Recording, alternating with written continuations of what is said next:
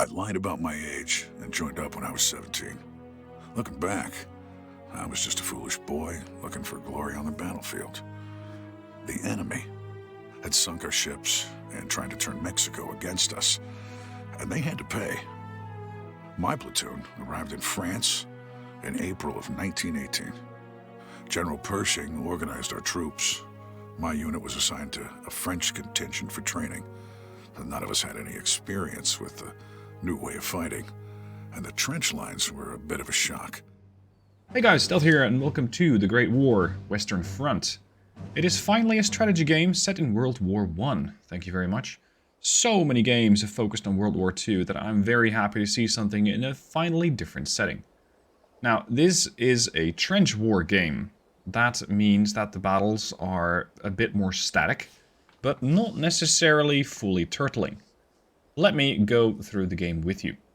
This game is part as a demo of the Steam Next Fest, and that means that you can play it until February 13th, that is Sunday, and you can play the demo and then a couple of turns. So you have the ability to play the game a bit. It's a really deep game. I just spent about the last 75 to 90 minutes going through the tutorial of the game, so it is really deep. And that mixes a bit of story with how the game works. Now, interestingly, the game has been created by a studio that has also done the Command & Conquer rework, and some of the employees are former employees of Westwood. That has been a long time ago since I heard that name. These guys are known for the Command & Conquer series, so they are definite big veterans of the Command & Conquer strategy genre. Now, what you're looking at right now is the strategic map. What you can currently see is the front. Over here on the top left we have Calais, or Calais as the French would put it, and over there on the far right we have Épinal. A couple of notable places, you might have heard of Verdun. You might also have heard of Paris. Paris is the main capital that you cannot lose in this campaign.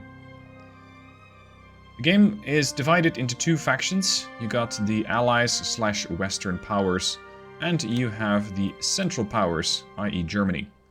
You cannot play Germany in the campaign mode / tutorial mode, but you can play the, Allies, the Western powers, let's say Western powers.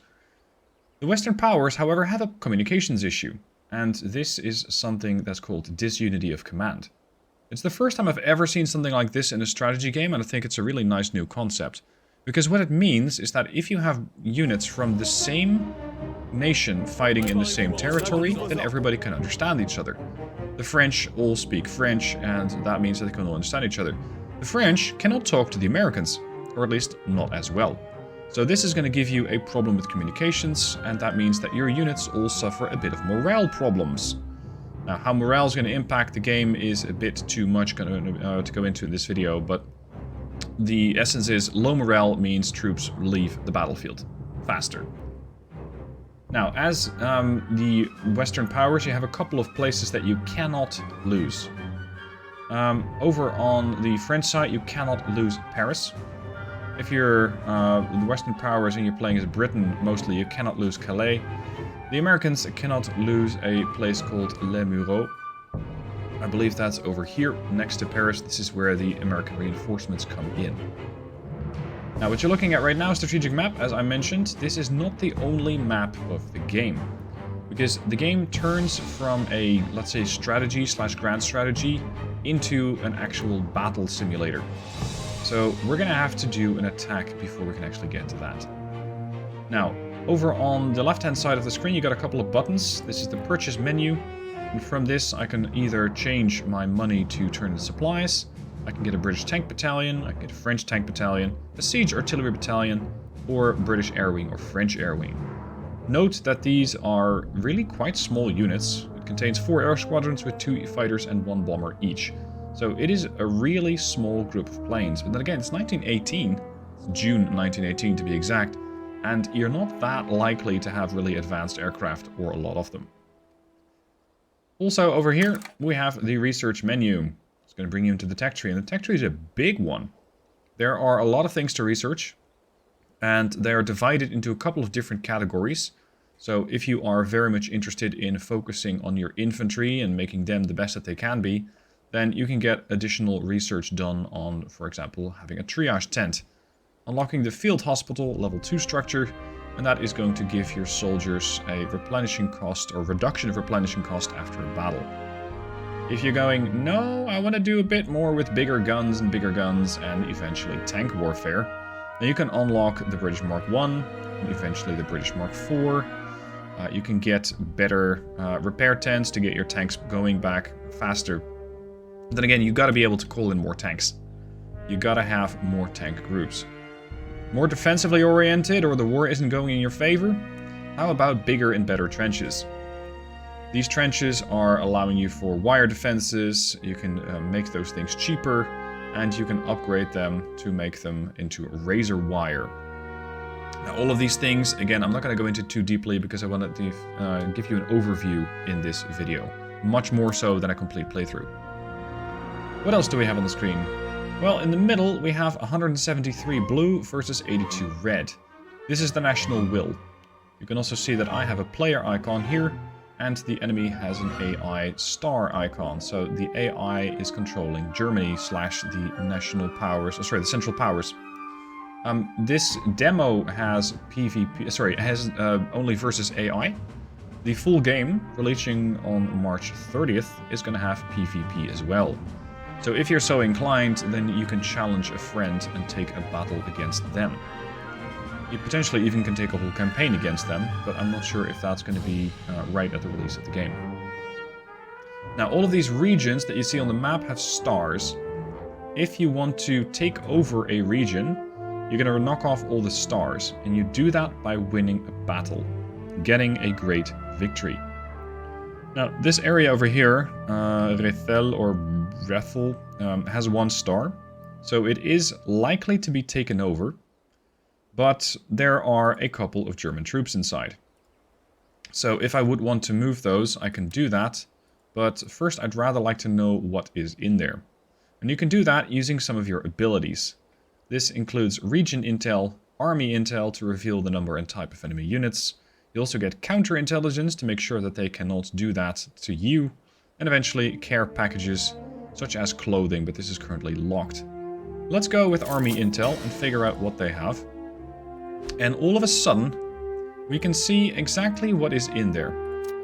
Which means that we know that there is a double German air wing, they have conscripts, they got infantry corps, even a tank battalion.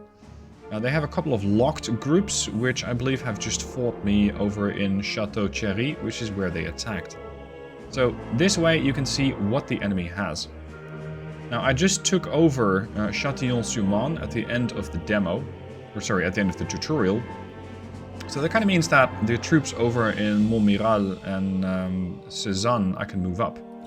So everybody is going to move up to there, but sadly, they already performed some tricks this turn. They already attacked, and that means that none of these guys can actually go on the offensive right now. So as much as I would like, you're going to have to wait a turn in order to actually go on the offensive. That is, not necessarily with these guys, because these guys can actually attack. This is, however, going to be probably a pretty hard-fought battle, considering that I'm going to be going up against quite a numerous group. They got a lot more guys than I do in here. So right now, I think it is probably not in my best interest to go on the offensive from Chateau. As for the rest of the areas, this is seemingly lightly defended, but this has siege guns. Siege guns allow you to do a lot of damage to enemy trenches so that you're going to be able to push through them. So having these guys in an area is definitely very valuable. Also, because getting new ones is going to cost you 1200, and I currently only have 5551. So it's going to cost, or they're going to cut a pretty big hole in my monetary reserves. The other important element that you have is supply. Supply is basically your currency for buying anything and everything in a battle.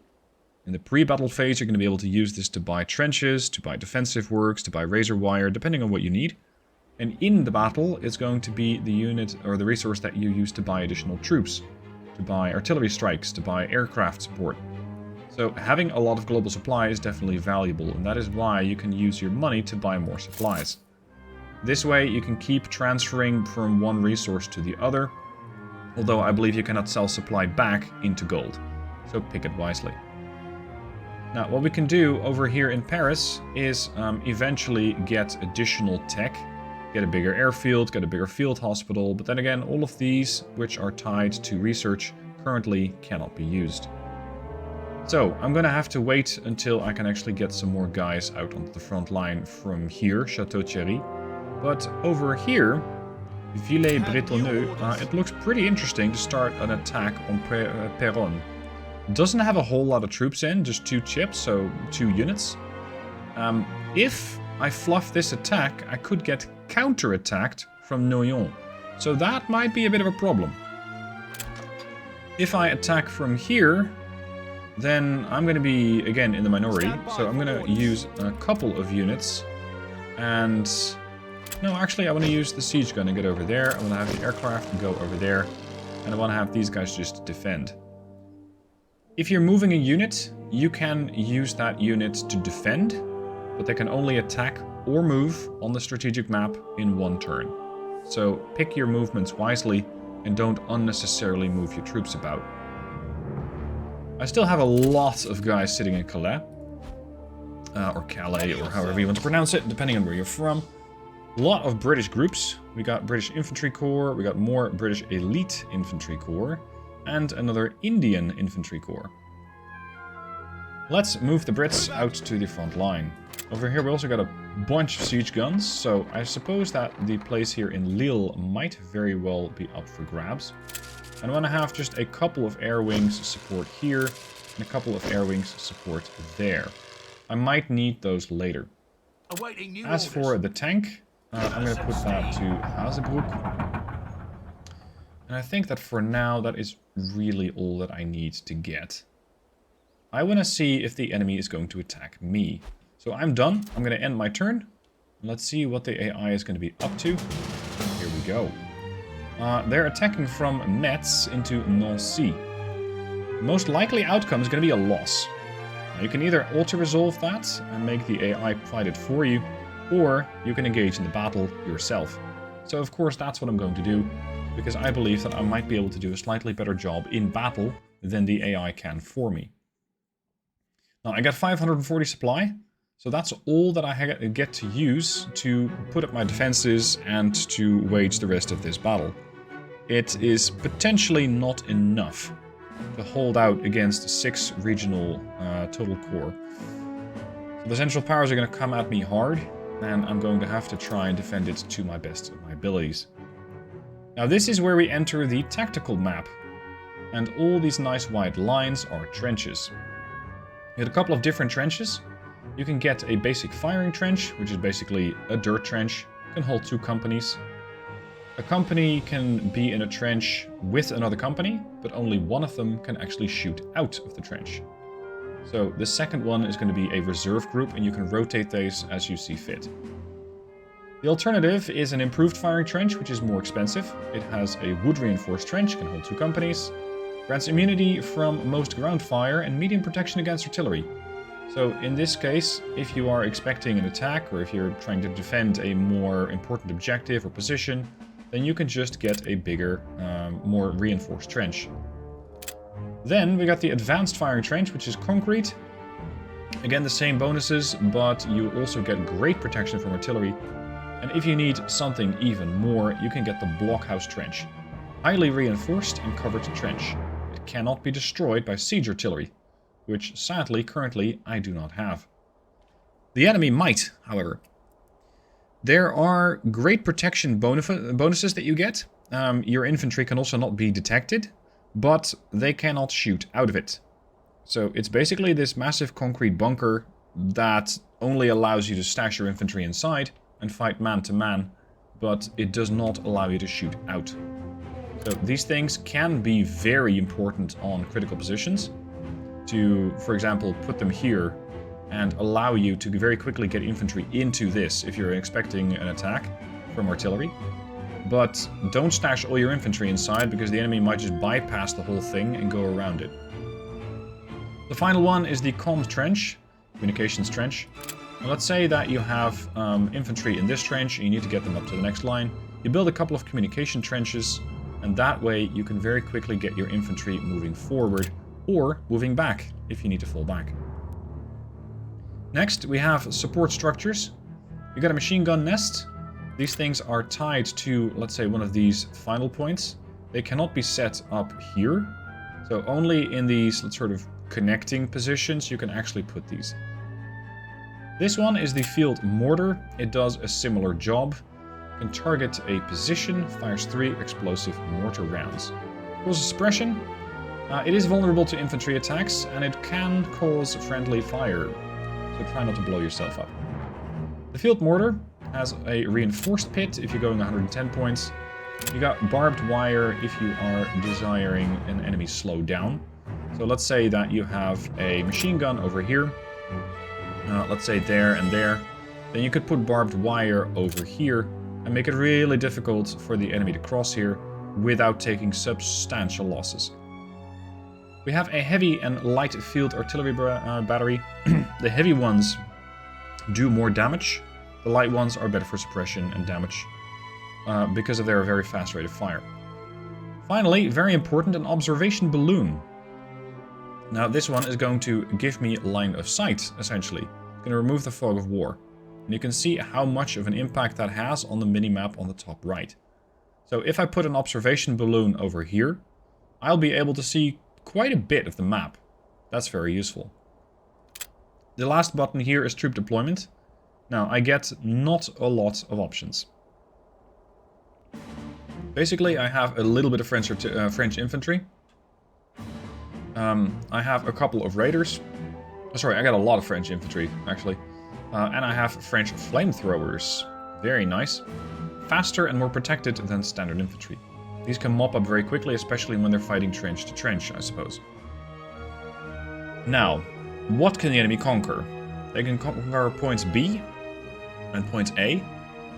These are control points, and they also allow you to use reinforcement points. So you got a little sort of 4-directional arrow. One here on the minimap. You don't actually see it on the map here, but you do see it there.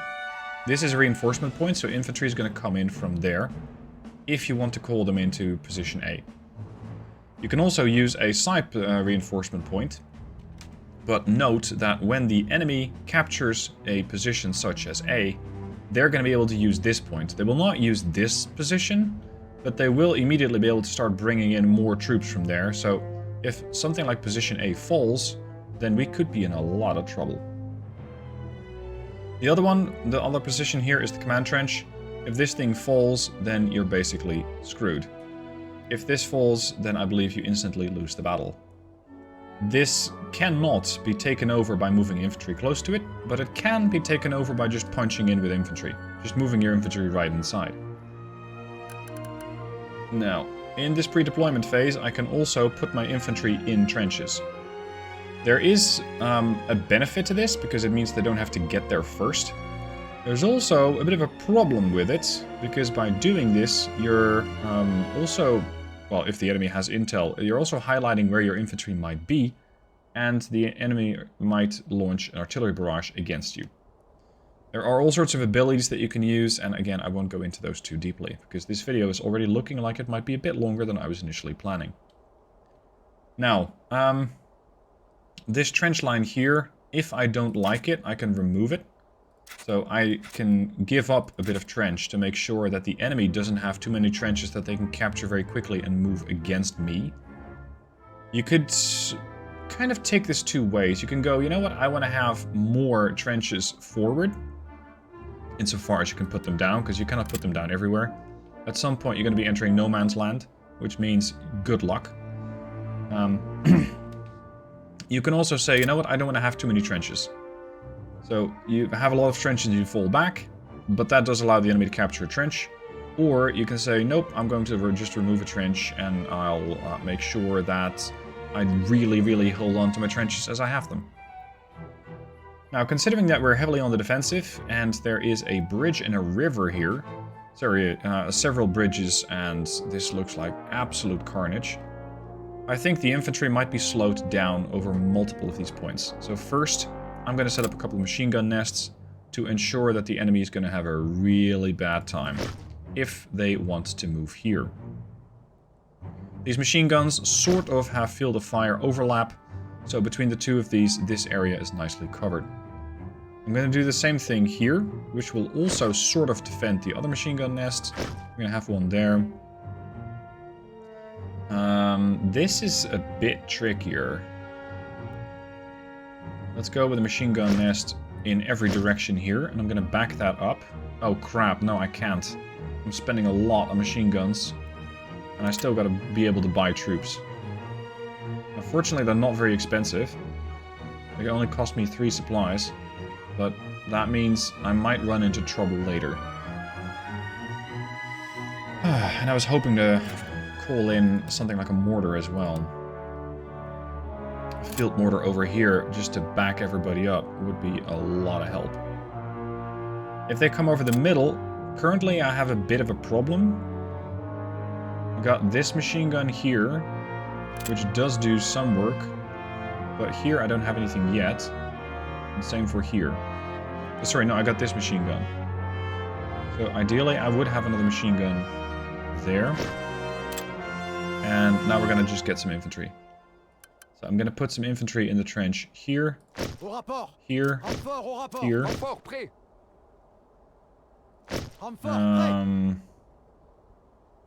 I am gonna be in trouble with my supplies. I'm probably gonna run out. Oh crap, I completely forgot this side.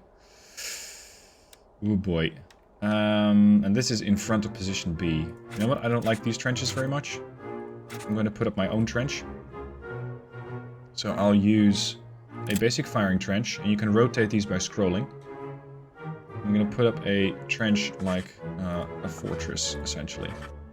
This is also going to allow me to put machine gun pits again. Machine gun nests. One there. One there. And between the two of these, I hope to be covering most of the area. I'm going to put some infantry in here. There. Actually, no, not the two of you. I just want to have one. I've only got 37 points left. That is potentially a problem. Because I have a lot of territory to defend. Just not a whole lot of assets to do it with. One. I can shuffle these guys around if I so need to. And right now, I probably will need to. Alright, I'm going to keep some points in reserve, and we're going to begin the battle. This time it will be a long one, says Georges Clemenceau. Yeah, it's probably not going to be very pretty. It's going to be a long 20-minute battle. Let's go. Okay. Now, my weather balloon... Did I forget to deploy that? Oh, crap. Okay, I don't have a weather balloon. Also, I cannot get new trenches. So what I'm doing right now is basically waiting for Oblivion. The enemy is going to push. Because if they don't, then they will not make any progress towards their objectives. So they're going to have to do something. And it's only going to be a matter of time until they actually get here. My plan of pushing up... Oh, there's their observation balloon. My plan of pushing to Y or X is just non-existent because I don't believe my troops actually stand any kind of a chance. It's going to be a really, really difficult battle. And if I lose this position, then so be it. But I'm going to make it very expensive for them to actually get here to witter down the enemy willpower even more. Neutralize that morale, and eventually the enemy is going to be forced to give up the war. Now over here you can see that we have all these guys in the trenches, shoulder to shoulder. It's looking like it's a nice place to be. Not really. I hope that I can save as many of these as possible, because this must have been such a messy conflict. Interestingly, I'm not actually seeing any infantry on the map yet. Is the enemy still preparing for something? Or are we waiting for an artillery barrage to commence? What's the deal? What you can see here on the top, just below, or sorry, just above the clock, is the force projection for the enemy versus mine. I have very, very little power here. The enemy has tons. And this is a combination of both infantry... Oh, we got a contact. Infantry as well as artillery. What do we got? Oh, that's a lot of guys. That's a lot of guys. The machine gun nest is opening up. But I'm going to have to reinforce here. So we're going to bring in another group. And I'm going to park them here as a reserve group. They're fortunately really cheap. So that's at least something. But, oh boy. Look at them all dropping. That's the machine guns going at it. And you can see that the enemy projection is going down. Oh shit, that's a rolling barrage. Run! Get out of the trench. Go, go, go, go, go, go, go, go. Oh, you guys arrived at a bad time, my friend. Holy crap. Nope. Get in here. Form up. There's even a fighter, if you want to call it that, overhead. Holy shit, that's a lot of guys. My machine gun nests have already been taken out. So at this point, I'm probably best falling back. Get in here. That means that position B is definitely going to fall. I don't think I can hold this at all. There's just way too much shit going on here. I still have 154 supplies. I can still call in 50 more of these groups. So, since the French are the ones being attacked, their reinforcement group for standard infantry is really cheap. If you want something 5 times the price, you can get the French raiders, which use grenades, or you can use the French flamethrower. Considering how close range this is, I'm not even sure a flamethrower is going to do a lot of work. Also, because this point is now contested, I cannot actually bring in a group. So my reinforcements are going to have to come all the way from the middle of the map, which is less than ideal. I'll just take a couple of these guys. We're going to try and launch a counterattack as best we can. But I don't actually have artillery to back up this play. So it's going to be a really rough situation. Our supply is severely depleted. Yeah, I know, but I don't have anything else. We are able to inflict some casualties on the Germans, but these ants just keep coming. This second line is going to have to do some work against the German onslaught. Just do as much damage as you can, while my reinforcements make it to the front line. You know what? Let's just try the flamethrowers. I haven't seen those yet. I am interested. Over here, this whole trench is looking like it's going to get flanked. So that's nice. This trench is completely man-to-man fighting right now. And it's looking like they're having a grand old time of it. Here come the Grenadiers. Oh, no. There's more incoming. Holy Jesus. We're already getting massacred here.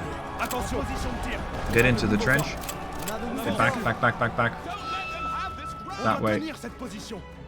Oh boy. Yep, they're gonna have control over point B very soon. And since my trenches are not... Oh, that's artillery. Since my trenches are not oriented towards my own line, or what used to be my own line, I am not going to be able to hold this position. And everybody is getting either killed or surrendering, or both. And as much as you might want to make a comment about the French surrendering, in this situation, I kind of understand why they're doing it, because it's a bit of a mess. There are a few troops around, and we're having a bit of a bad time. I can only call in like 4 more of these groups, and that'll be it. These guys are looking the wrong way. But this is kind of the problem. My trench now works the wrong way. So what I can do is try and inflict as much damage as possible. But that'll be it, because they do have control point, which means I get 1,000 points debuff. And the machine gun nests fortunately are able to turn around to some extent and are limiting the German forces, but there's still more incoming. So let's call in the additional 4 groups that I can. It's going to be the end of the resupply. It does look like the main push is thinning out, if just a bit. Thanks to the machine guns, probably. German power is withering, at least a little bit. Go on. Here come the reinforcements. Go, go, go, guys. places to be. Use this trench. Use this trench. I'm not even sure if this can be considered a trench anymore, because it looks like it's been damaged. Oh, crap. That's brief. Yep, they're already leaving the fight. But I'm not sure what Germany has left. There. Go back. That group is not exactly doing very well. I don't know how much they have left. There is another group trying to make a half-assed attack over there. But it looks like I might be able to reclaim point B. Let's go this way, boys. I want my point B back. I'm not sure how much the Germans are going to be throwing back in my face. I know they got guns somewhere. The artillery shells came out of somewhere, so perhaps we're going to be seeing more artillery land here. Germans requested a ceasefire. We're receiving reports that the Germans are beginning to pull back, and we have held them off. Should we counterattack or call it a day? Counterattack! Troops are standing by and awaiting orders. The Germans appear to be holding ground and calling off their attacks, but will still defend their position. That's okay. I just want to make sure that I take my point back, so I don't lose a ton of points. Even if it is just with two groups. It's not a lot of firepower, but it'll be better than nothing. Now, I would love to know what the Germans have when it comes to defenses. It looks like their trenches are really messy. So perhaps it is possible to actually launch a counterattack and get some more damage in. Let's see what some of these groups can do on the other side of the map. This one I'm going to keep as a sort of middle reserve. And let's see what we can find. Enemy trench, and a machine gun nest. Wow, they instantly surrendered. And another machine... Oh, no. Hold back! Shit, that's a bunch more than I was hoping for. Get in the trench! No, we're gone. Damn, that was quick. That was really quick. No! Holy crap, they got murdered almost instantly. And now we got more Germans pushing. I got my B point back. That's nice, but I cannot afford anything else. Defend the command trench. They're going to capture point A. I should have taken that ceasefire. That probably would have been the better outcome, considering where we're at right now. I still have one group in here, but they're looking the wrong way. Guys! To your right! Oh, man-to-man fighting. But there's a lot more Germans than there are French right now. Look at how quickly they're dying. Oh boy. Next time, don't try to be the hero and just defend. The ceasefire was the better outcome. I can still surrender if I so desire, but I do not want to. Defend the command trench. And right now, you can just see that there's absolutely nobody outside. Essentially, they're all underground. They're all defending this place. I'm just gonna have to wait and defend as best I can. Here's the end of the battle. Finally, we're out of daylight. It's time to withdraw. How is this going to affect the final score? I wonder. Because this battle, well, it got a lot of casualties on both sides. My casualties were 600. My casualties were 500. The Central Powers casualties were 600. So I did make them pay for it. Objectives-wise, I didn't do too well. They got more points than I did. Defender base score 1000, attacker base score 500. So yeah, they got more points, and that means they get the victory. It's gonna both cost us some points when it comes to national willpower, so we're both feeling the result of this battle as a negative outcome. Nobody won, but basically both of us lost. Sure, the Germans lost a little bit more than I did, so in that sense it could be considered a win. But neither party's particularly happy about the outcome. If I just defended a smaller place, it might have been better. Replenishment cost is a little bit, and we are losing willpower on both sides. New research grants. The need to increase spending on research and development into new technology and weaponry has been recognized. The Allied governments have focused many industries and think tanks into creating new ways to destroy our enemies while protecting our allies. I get an additional research points per tick. So that's nice. Now, this is where I'm... Thank you. New term begins. Yes. This is where I'm going to leave you guys. There are a lot of very, very interesting battles coming up in this game. This is just the demo that you can do. But there is more. There is more that you can do. Because you can do a historic battle. And this... There we go. The second Battle of Passchendaele. I'm going to make a separate video out of this, most likely, if I still have time with the demo. But this is going to span just a little bit of time.